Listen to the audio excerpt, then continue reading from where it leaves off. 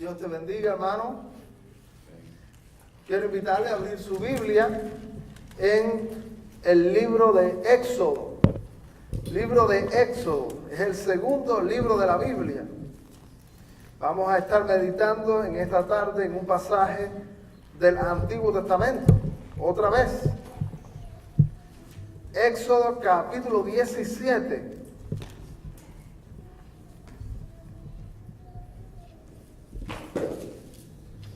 Vamos a leer la escritura allí a partir del versículo 1 hasta el 16. Éxodo 17, del 1 al 16. Y vamos a hablar de lo que significa tener la victoria. Lo que significa tener la victoria.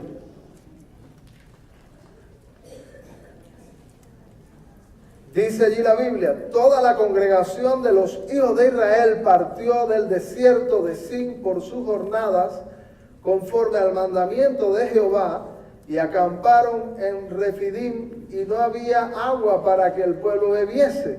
Y altercó el pueblo con Moisés, y dijeron: danos agua para que bebamos. Y Moisés les dijo: ¿por qué altercáis conmigo? ¿Por qué tentáis a Jehová? Así que el pueblo tuvo allí sed.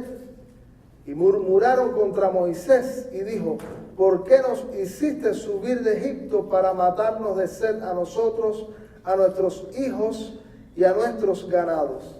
Entonces clamó Moisés a Jehová diciendo: ¿qué haré con este pueblo? De aquí a un poco me apedrearán.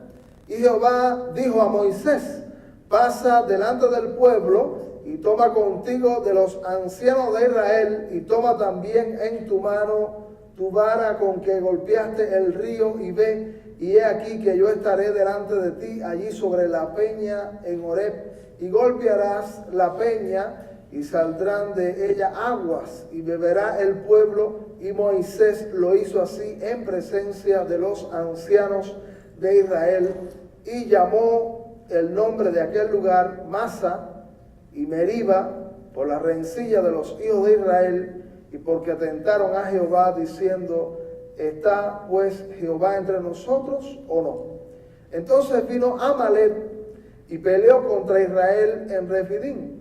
Y dijo Moisés a Josué: escógenos varones y sal a pelear contra Amalek. Mañana yo estaré sobre la cumbre del collado y la vara de Dios en mi mano.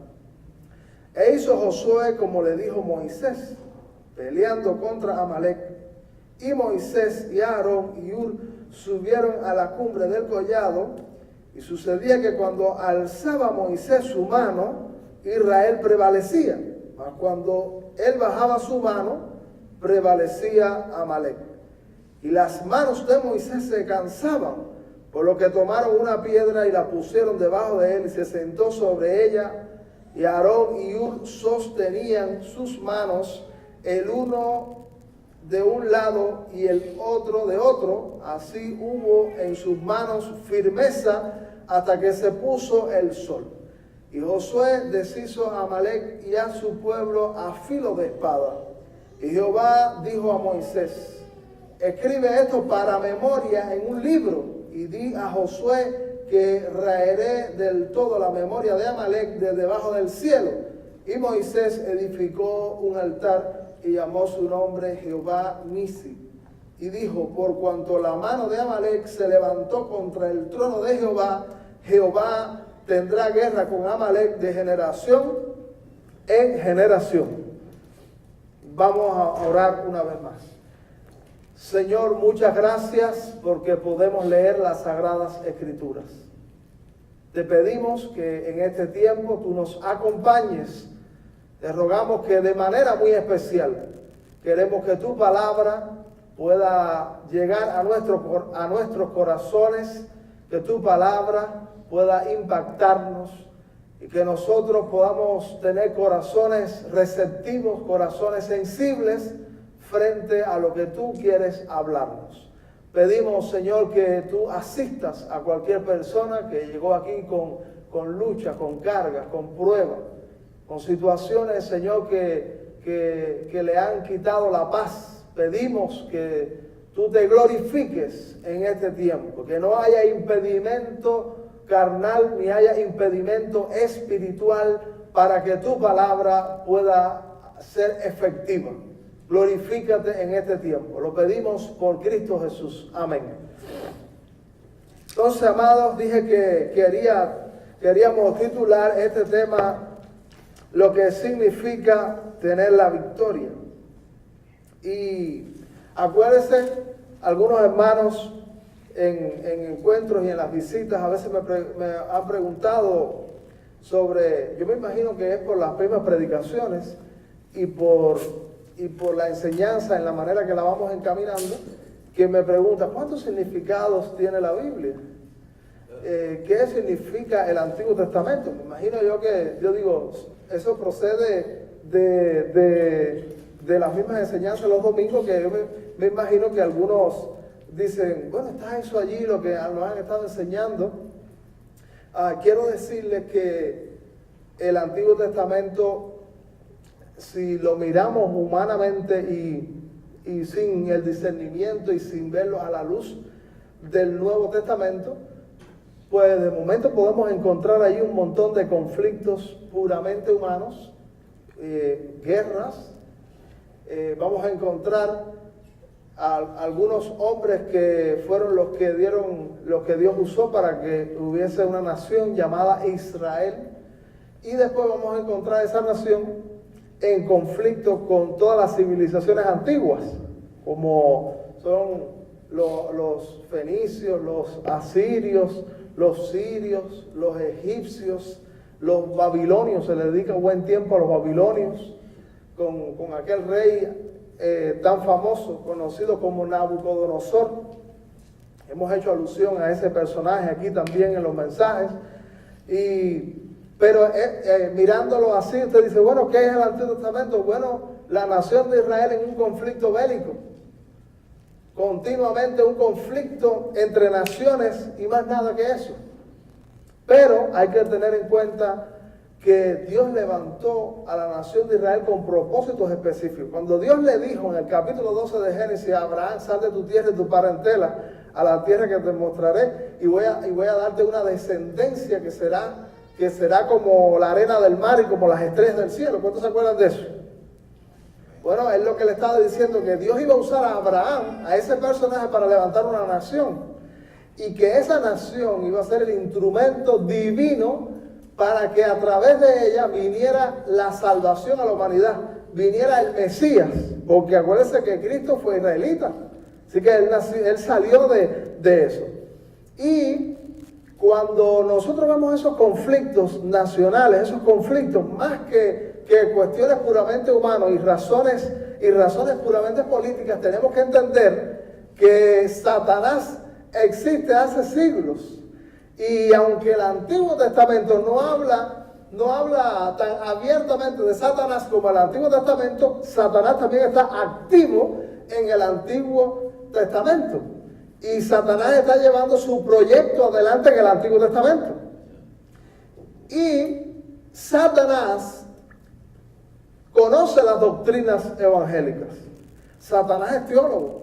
Satanás conoce las Sagradas Escrituras. Y la conoce mucho mejor que muchísimos cristianos. Y la conoce muchísimo mejor incluso que especialistas en las Sagradas Escrituras. Y Satanás sabía que Dios estaba levantando una nación y que esa nación representaba el pueblo de Dios. Era el pueblo de Dios y que a través de esa nación vendría el Mesías. Así que ¿qué tiene que hacer Satanás con la nación que va a traer la salvación a la humanidad? ¿Qué usted cree que quiere hacer Satanás con la nación escogida a través de la cual viene el Mesías, viene Cristo? ¿Qué usted cree que quiere hacer Satanás con esa nación? Destruirla, eliminarla de la faz de la tierra. Así que cuando nosotros vemos esos conflictos, tenemos que interpretar que esa nación Israel representa el proyecto de Dios, representa el plan de Dios para bendecir al mundo entero. Y las naciones paganas y las naciones que rodeaban a Israel representan la obra satánica tratando de destruir la la nación escogida. Porque en una enseñanza también que estuvimos viendo cuando hablamos del gadareno endemoniado, hay una expresión muy importante, y es que casi siempre la acción satánica no se presenta Satanás en persona cuando él va a llevar a cabo su plan y su proyecto. Eso no es lo más común. Satanás puede hacerlo, Satanás lo ha hecho, pero eso no es lo más común, sino que lo más común es que Satanás usa personas, usa instituciones. Satanás materializa su acción en las acciones humanas. Así que un cristiano con visión espiritual no puede solamente ver en los acontecimientos negativos que le rodean, no puede ver solamente conflictos humanos puramente, sino que tiene que saber que detrás de muchas cosas que te entristecen, detrás de muchas cuestiones que te sacan de que tú busques a Dios, de que tú te consagres, de que tú seas fiel a Dios, hay una acción satánica, y que esa acción satánica se está instrumentando a través de las acciones humanas. Entonces, cuando nosotros encontramos esas naciones que quieren borrar de la tierra a Israel, en realidad lo que estamos viendo también es la acción satánica que quiere eliminar la nación de Israel para que no hubiera salvador para el mundo.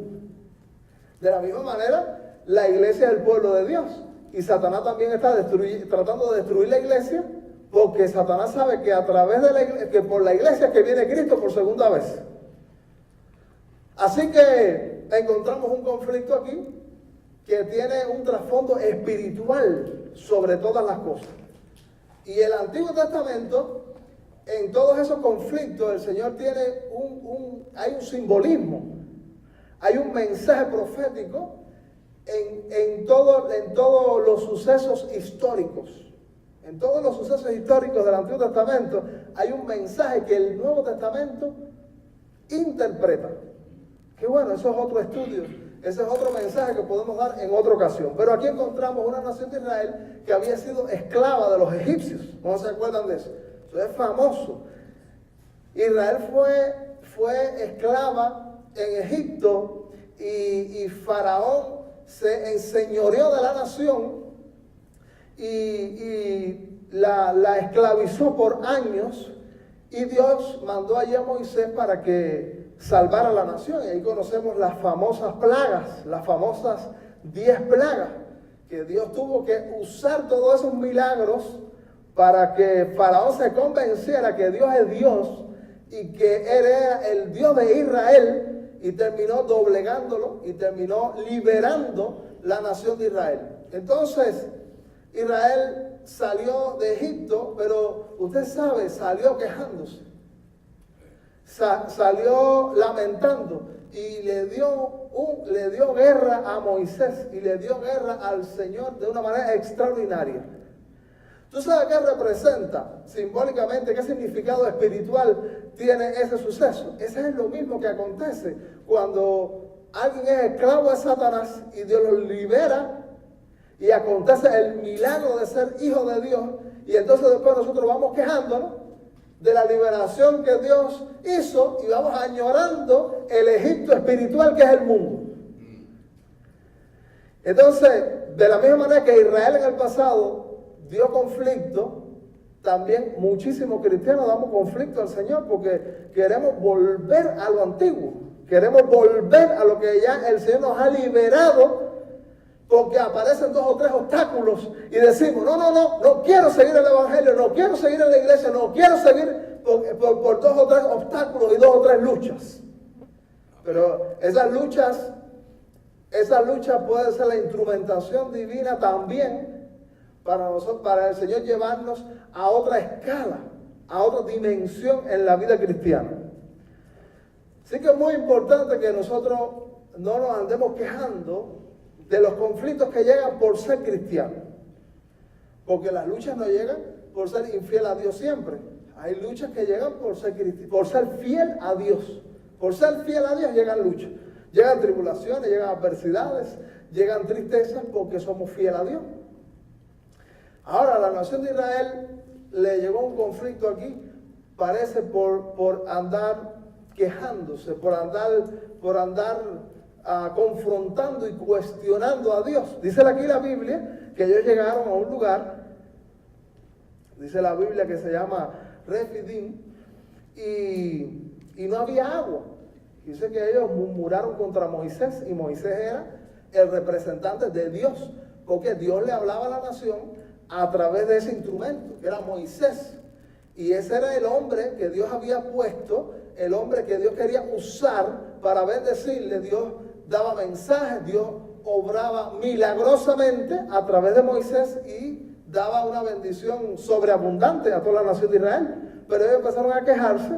Fíjense allí que Moisés le dice a la nación, ¿por qué, dice el versículo 2, ¿por qué altercáis conmigo? Y dice también, y le agrega, ¿por qué tentáis a Jehová? Más adelante habla de una murmuración que ellos tenían contra Moisés. Fíjense lo bueno que es Dios. Óigame, hay que dar gracias que ninguno de nosotros somos Dios. Porque cuando a usted le dan mucha guerra y murmuran cuando usted, le dan látigo y son malagradecidos con usted dice, esta es la mía para eliminarlo. Esta es la mía para sacármelo del camino. ¿No es así? Pero fíjese, la gente está murmurando, está siendo desagradecido, está desagradando a Dios de manera tremenda y contra el hombre de Dios. Y el Señor es tan bueno que el Señor manda a Moisés que dice la Biblia en el versículo 6, he aquí que yo estaré delante de ti, allí sobre la peña en Horeb, golpearás la peña y saldrán de ella aguas. Y beberá el pueblo. Y Moisés lo hizo así en presencia de los ancianos de Israel. Así que fíjese, Dios es tremendamente bueno. Toda la gente con un conflicto y un chismoteo en la nación de Israel se formó. Y entonces Dios aún así provee y les da agua. Y les sacia la sed a la nación. El Señor lo iba a hacer. Porque el Señor no había faltado. El Señor nunca les había faltado. Ahora, producto de su infidelidad, la nación de Israel tiene que enfrentar algunas luchas. Y una de las luchas, y es muy probable que lo que acontece después sea un resultado, sea una consecuencia de la queja y la murmuración y la infidelidad de Israel. Porque después la nación enfrenta un conflicto, enfrenta una guerra, y eso también nos ilustra la guerra que enfrenta en sentido espiritual la iglesia y cada cristiano. O sea, a veces es muy difícil decirle a la iglesia, decirle a los cristianos que hay una guerra espiritual. Porque después de escuchar que el mundo está en guerra y que se pueden desatar guerras y que hay tantos conflictos y donde quiera la gente anda en tono belicoso, decirle no, y llega a la iglesia y te dice no, y hay guerra también en la iglesia. Ay, Dios mío, me voy de la iglesia entonces. Pero la Biblia nos enseña que el cristiano está en una lucha espiritual. Mira como dice el versículo 8, entonces vino Amalek y peleó contra Israel en Refidim. Así que hay un conflicto bélico, hay otra guerra, se desata un conflicto, y eso nos ilustra también, como dije, esa batalla espiritual. ¿Cuántos saben que hay una batalla espiritual? Hay una batalla espiritual. En la epístola a los Efesios, capítulo 6, hay un pasaje que es muy pictórico, es muy ilustrativo de esa batalla espiritual en la que cada cristiano está envuelto. Y ese pasaje se conoce como la armadura del cristiano. Y ahí habla en Efesios que no tenemos lucha contra sangre y carne, sino contra huestes espirituales de maldad, principados. Bueno, todo el infierno tiene bien organizada una guerra contra la iglesia y contra los cristianos. Así que ahí encontramos un prototipo, una enseñanza de que hay una lucha espiritual, como Israel en el pasado, la iglesia en el presente. Y dice que a mí me encanta también el personaje de Moisés. A mí me emociona mucho, y no sé cuánto les ha acontecido. Cuando usted conoce, hay alguien de Dios, hay alguien que representa lo de Dios, y hay alguien donde Dios se manifiesta, y es alguien que transmite todo lo contundente que es Dios. Cuando usted ve a esa persona en algún momento, eso le transmite alegría, eso le inspira, eso le da fuerza. Y entonces yo cuando pienso en Moisés, y pienso que Moisés aparece en la escena de vez en cuando, y yo digo, oye, qué bueno ese hombre. Y yo pienso en Israel, aunque había muchos murmuradores, también había mucha gente, me imagino yo, aunque fuera un remanente, que cuando viera a Moisés dijera, aquí está alguien que está siendo usado por Dios para bien. Y él dio algunas orientaciones. Cuando se formó el conflicto. Dice la Biblia en el versículo 9, y dijo Moisés a Josué. Parece que Josué es el que va a ser el sucesor de Moisés, el que va a coger el batón, el que va a continuar con la bandera y la lucha que Moisés ha desarrollado por mucho tiempo. Y está entrando en un tiempo de preparación. ¿Sabes que la obra de Dios, el protagonista de la obra de Dios, quién es? Dios mismo, Jesucristo. Amén. Nosotros somos instrumentos. Y entonces Moisés es un instrumento para un tiempo. Pero realmente el protagonista de esto es Dios. Y puede faltar los hombres, pero no puede faltar Dios. Eso es el que no puede faltar. Hay gente que ha sido muy usado. Ahí había una iglesia en un lugar que había un pastor descomunal. Y ese pastor estaba haciendo algo tremendo y la gente estaba siendo bendecida. Y entonces ese pastor recesó su ministerio. Y entonces dijeron algunos hermanos de la iglesia que lo querían mucho, estaban muy estimulados. Ahora sí esto se acabó. Ahora sí esto se va a caer y se va a destruir la iglesia. ¿Qué equivocación? Después entró otro hombre de Dios y continuó luchando con la bandera del evangelio en esa iglesia. Entonces, Moisés desarrolló una agenda maravillosa. Pero el Señor viene preparando a través de Moisés a Josué, que va a continuar con esa bandera. Y dice la Biblia aquí, y dijo Moisés a Josué, escógenos, varones, y sal a pelear contra Amalek. Fíjese, él le da la labor esa de ir a la lucha y enfrentarse a Josué. Y entonces mira lo que dice, pero él va a estar también en la lucha. Él también va a estar metido en el asunto. Moisés está respaldando. Él lo está respaldando. Y dice, como dice aquí el versículo 9, mañana yo estaré sobre la cumbre del collado y la vara de Dios en mi mano. Y mira, aquí hay algo muy interesante. Dice Moisés, Josué, alístate, tú eres el que vas a estar al frente, escoge hombres. Yo me imagino que habrán dicho, vamos a coger los mejorcitos de Israel, los más fuertes, los fisiculturistas, los más altos, los que son más habilidosos en esto de las batallas y de la lucha y de moverse ágilmente, que sepan manejar los instrumentos. Vamos a coger eso. Y Josué, ven para allá. Ahora yo voy a ir a la cumbre. Yo voy a ir, dice la Biblia, mañana yo estaré en la cumbre del collado. Él se iba a un monte. A mí me llama la atención, y es muy interesante esto, que el escenario de la batalla no es el enfrentamiento de Josué con esos israelitas contra Amalek. ¿Tú sabes en lo que se convierte en el verdadero escenario de la lucha? Lo que Moisés espiritualmente está haciendo. Y todo el pasaje se concentra, no es lo que está pasando, no es Josué cuando está allí peleando, cuántos caían, a cuántos vencían, lo que estaba por la estrategia militar, nada de eso se puntualiza en este texto bíblico. Aquí lo que está llamando la atención y el pasaje nos quiere llevar, nos quiere transmitir, es en la lucha espiritual que Moisés está librando en el collado. Gloria a Dios. Tú sabes que a veces nosotros tenemos luchas, tenemos circunstancias difíciles y a veces la lucha en el trabajo, o la lucha en la familia, o la lucha es en X lugar, o con X persona.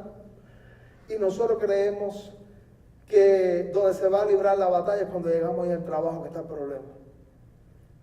Que la lucha se va a librar cuando nos encontremos cara a cara con esa persona. Cuando nos encontremos en la circunstancia puntual que nos agobie, que nos quita el sueño. Que cuando que estemos allí es cuando se va a liberar la batalla. Pero tú sabes lo que el Señor nos está enseñando en este pasaje. Que realmente la batalla se lucha y se gana con Dios a veces en el anonimato, a veces donde nos ve poca gente. Allí es donde se obtienen las grandes victorias.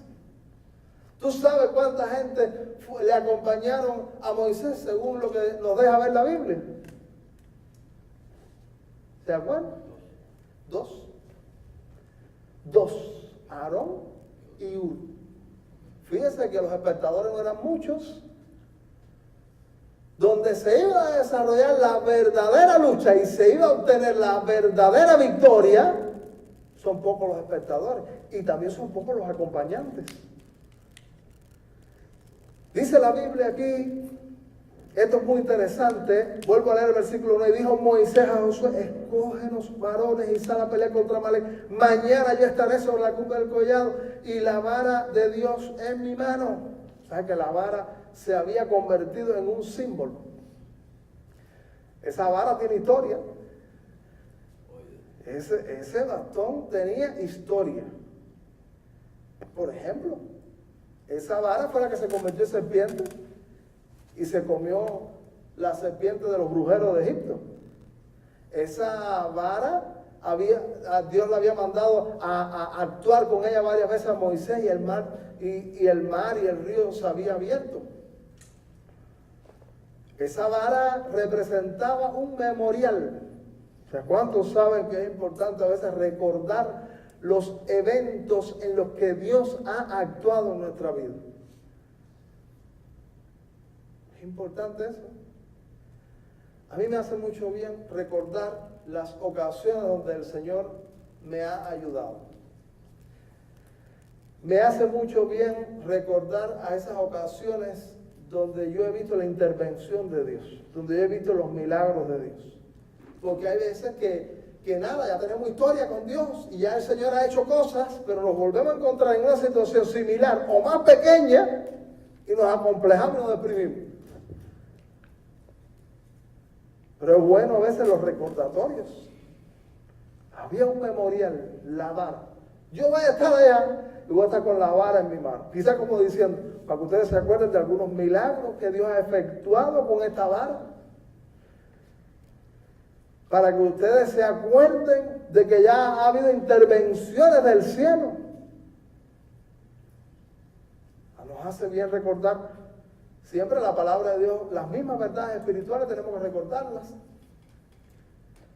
Y nos hace bien recordar las muchas ocasiones donde el Señor nos ha ayudado.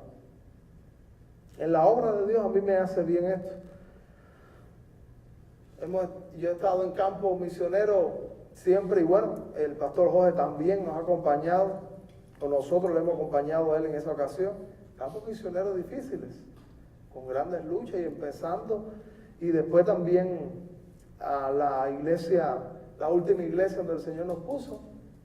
Y otro día estaba pensando, este es un nuevo escenario, en lo personal me pasa a mí, ¿no?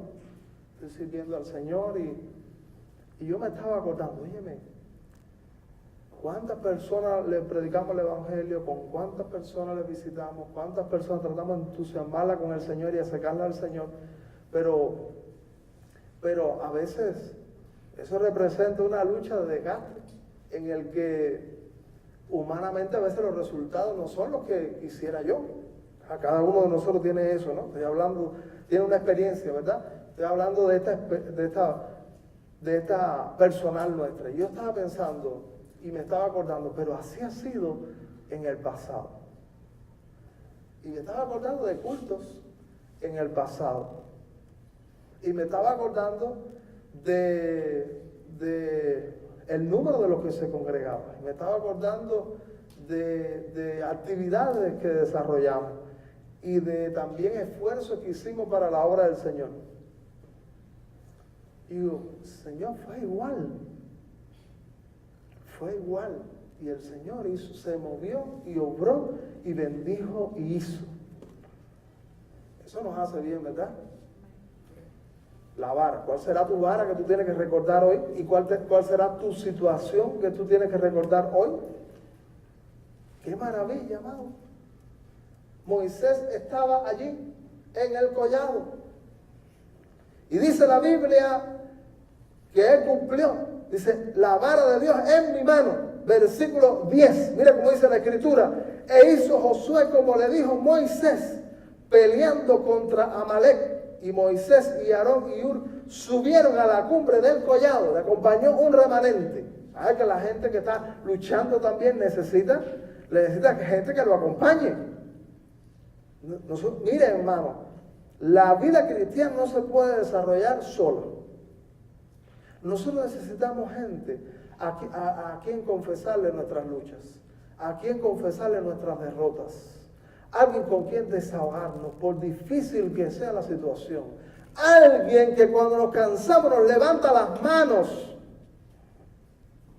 Porque hay grandes líderes, hay grandes héroes de la fe, pero todos esos grandes héroes de la fe se debilitaron y decayeron en momentos. Y es bueno tener acompañantes, que no quedarnos solos, luchando, alzando las manos para que haya un triunfo para el pueblo de Dios. Necesitamos gente que nos acompañe. Usted necesita gente que le acompañe. Y en esto consiste la iglesia, en acompañamiento, en la lucha en donde te desarrollas, en la lucha por la que estás atravesando. Necesitas acompañamiento. Tienes que acordarte que si tú estás en la lucha, tú necesitas acompañamiento ahora. Pero después tú saldrás de la lucha y habrán otros que están en la lucha y entonces tú tendrás que ser el que acompaña. Ahora estarás siendo acompañado, pero que quizás después tú serás acompañante. Aarón y Hur estaban ahí acompañando al hombre de Dios. Y pasó algo allí. Pasó algo. Dice la Biblia, mira cómo dice en el versículo 11, y sucedía que cuando alzaba Moisés su mano, Israel prevalecía. Fíjese que nos dice la Biblia que, oye, Josué era tan diestro y Josué supo llevar a cabo una estrategia militar tan organizada y tan descomunal que estaba venciendo a Amalek. No. El asunto era en el collado. La lucha no se va a lograr con nuestras mañas. Mira, una de las cosas que nosotros tenemos que aprender del Evangelio. Nosotros creemos que mientras más perspicaces, mientras más sagaces, mientras más inteligentes, mientras más mañosos nosotros seamos, más grande será la victoria. ¿Se equivoca? Oye, mira que hay gente que ha tratado de meterle gato por liebre a gente de Dios. Pero esa gente ha estado muy metida con Dios. Han quedado mal parados. A lo mejor no es a la corta, a lo mejor es a la larga. Pero a la larga igual quedan mal parados. Cuando esa gente está bien centrado en su lucha, allí donde nadie le ve, donde lo que le acompaña es un remanente como Aarón y Hur, el Señor allí le da la victoria. Nosotros también tenemos que aprender a valorar la gente que el Señor nos ha puesto. No podemos darle patada a la gente que el Señor nos ha puesto. Porque a veces tenemos gente al lado que están diciendo lo que están haciendo con nosotros. Pero nosotros no interpretamos que ese es Aarón y Hur para nosotros. ¿No es así? Y hay que cuidar los Aarón y Hur que el Señor pone para ti y para mí. Me gusta que prevalecía Israel, pero no por la fuerza militar. Porque, mire, Israel no tenía la capacidad militar para enfrentar a Amalek. Militarmente, humanamente, Israel tenía todas las de perder. Hay veces que nosotros tenemos también las de perder, humanamente. Pero en el collado, en la cumbre, más cerquita del Señor, peleando en la oración, peleando con las herramientas espirituales que el Señor nos ha dado. Dice la Biblia, ahora hermano, mira, porque mira, quiero añadirte algo. Hay gente que cree que hacer la obra del Evangelio es algo fácil. Hay gente que son gente que está haciendo la obra de Dios y se está aprovechando. ¿No es verdad? ¿Sabes? Tú sabes que el pastorado históricamente, los pastores han sido a veces mal mirados por la sociedad. Por allá pasaban frente al templo que estábamos construyendo en Cuba. Y decían, mira cómo hay dinero ahí, cómo ese pastor se está dando una buena vida.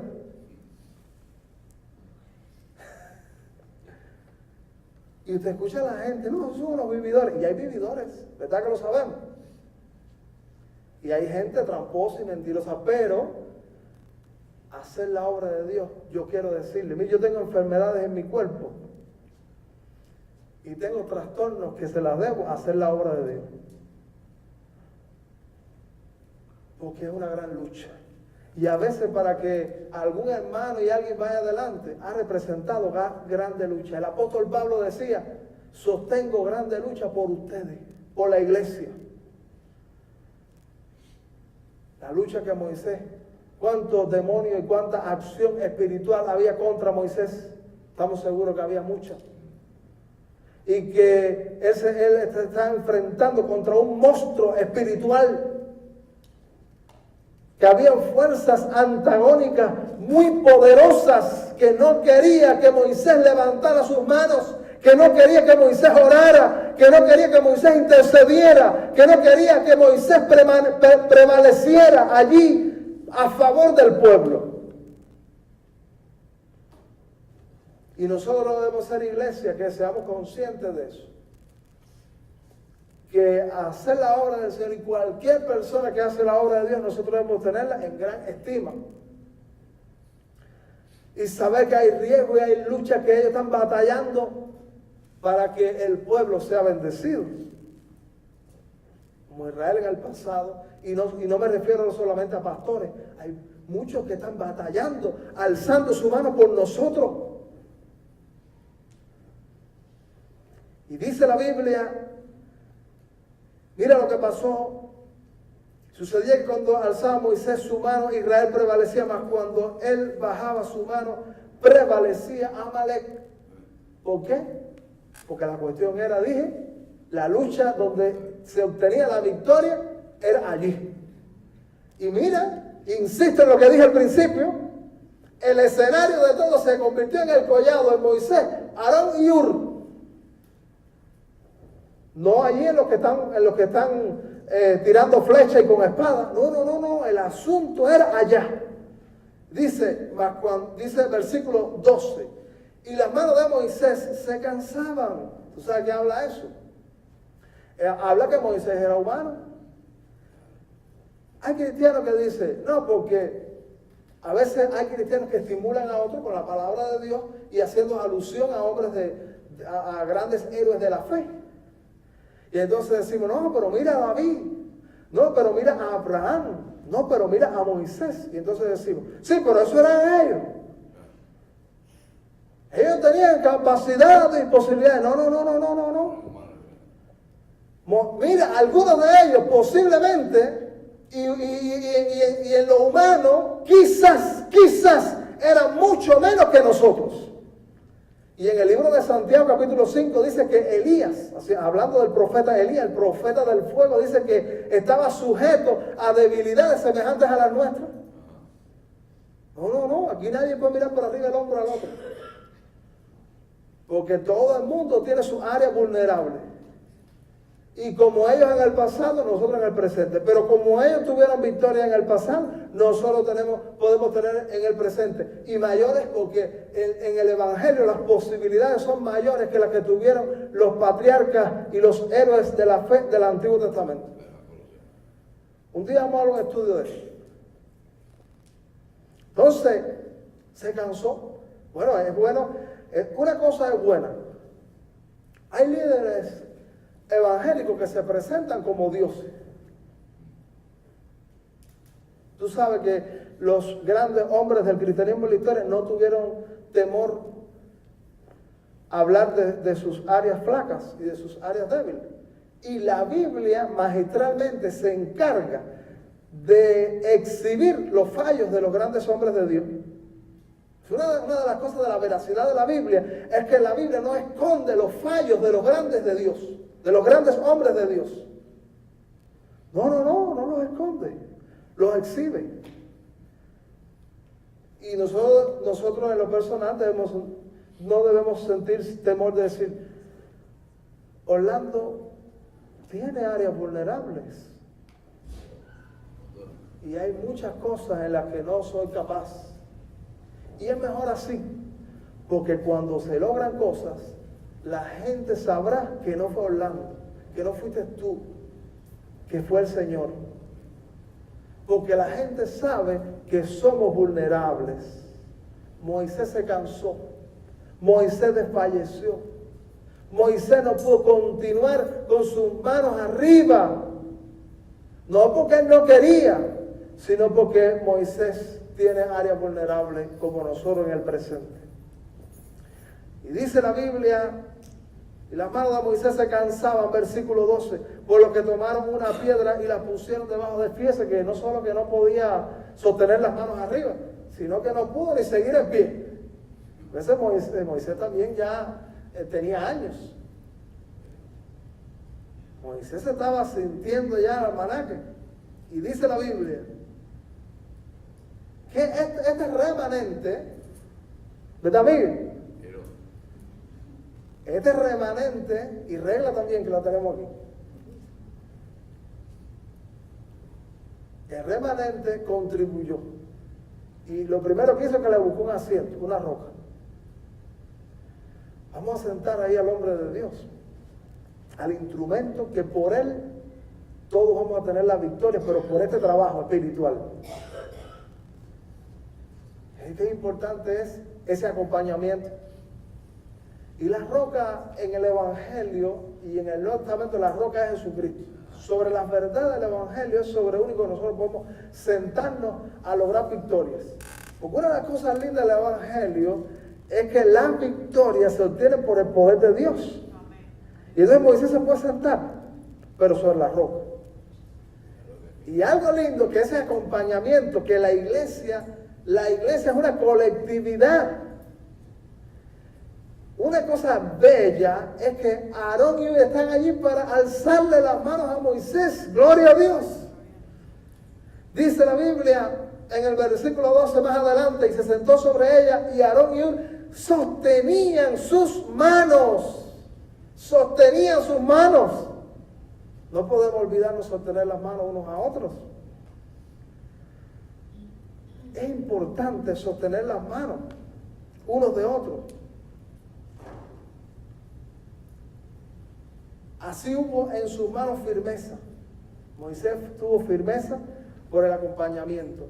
Hasta que se puso el sol. Óigame, suba la mano ahí un ratico hasta que se acabe el culto de tu vez. Hasta que se puso el sol. Eso no podía hacerlo solo. La obra del Señor consiste en un trabajo en equipo.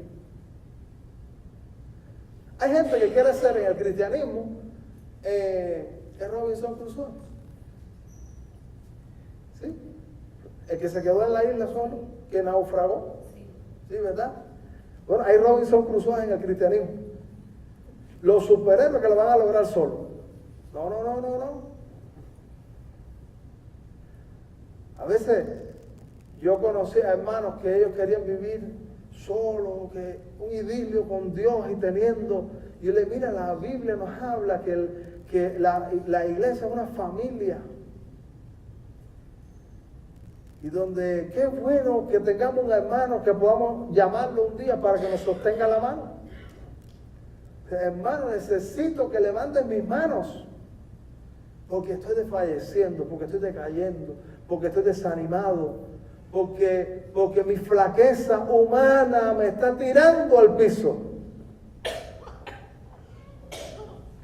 Y sabe, hermano, hubo victoria. ¿Cuánto decimos amén? Hubo victoria. Las manos levantadas significan buscar a Dios, buscar su fuerza. El poder de Dios está disponible. Como para Moisés y para vencer todo un ejército, hoy, en esta tarde de domingo, el poder de Dios está disponible para los que alzan sus manos en sentido espiritual. Lo que quiero decir es los que buscan a Dios, los que dicen, no vas, y mira, quiero añadir algo, Porque buscar a Dios no significa que usted se libere de su responsabilidad. Moisés dijo, Josué, coge a los hombres y ve a la batalla.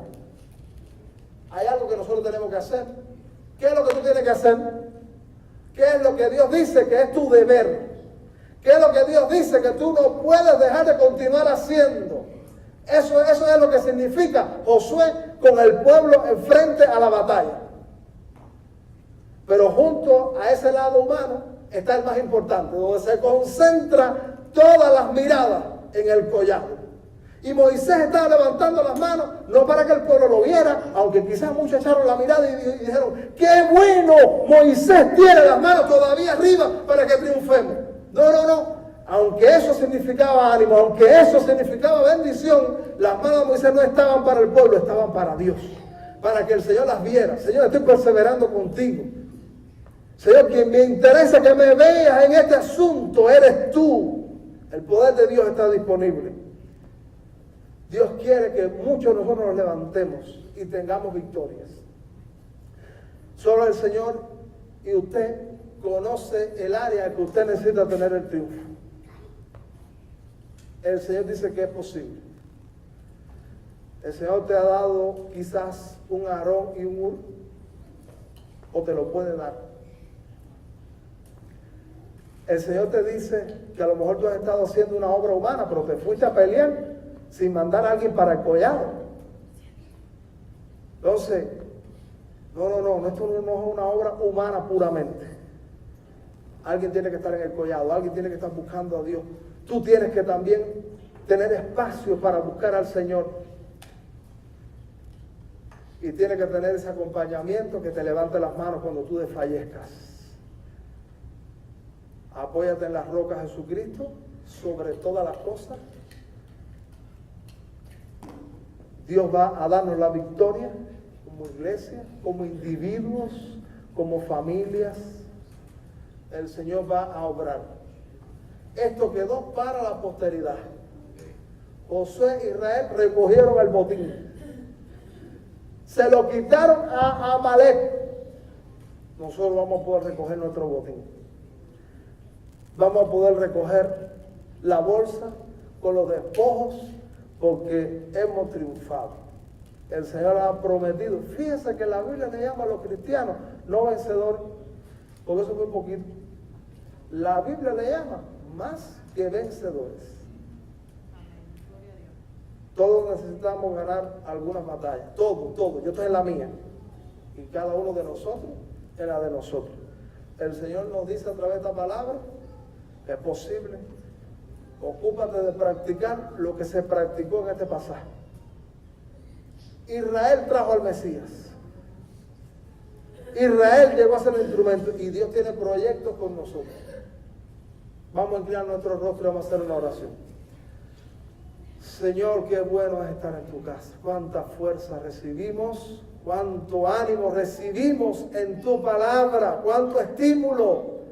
Pedimos, Dios del cielo, que en esta tarde tú puedas de una manera muy especial ser propicio a nuestra necesidad. Tú sabes cuál es nuestro asunto, tú sabes cuál es nuestra vulnerabilidad.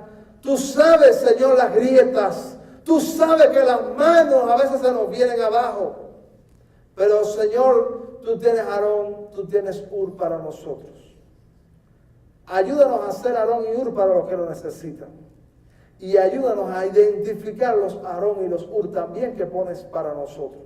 Gracias porque el poder está disponible. En esta tarde de domingo tú nos dices que hay poder sobrenatural, que hay poder de la resurrección para todavía en el siglo XXI obrar en nuestras vidas, obrar en la iglesia, obrar en las familias, obrar en nuestras situaciones más íntimas. Glorifica tu nombre, Señor. Glorifica tu nombre sanando a los enfermos, reprendiendo también toda obra de las tinieblas que obstaculiza tus planes, tus proyectos para la Iglesia Vida Nueva y para sus integrantes. Oramos, Señor, por lo que viene. Oramos por cada persona, por hermanos que no pudieron estar en esta tarde con nosotros, pero que anhelan estar. Y algunos, Señor, que quizás desfallecieron y cayeron las manos. pedimos, Señor, que tú levantes las manos también. Glorifica tu nombre en la iglesia Vida Nueva. Amén. Y que abracemos tu proyecto, abracemos tu plan. Gracias por este tiempo, gracias por esta bendición. Oramos en el nombre del Señor Jesucristo. Amén y amén.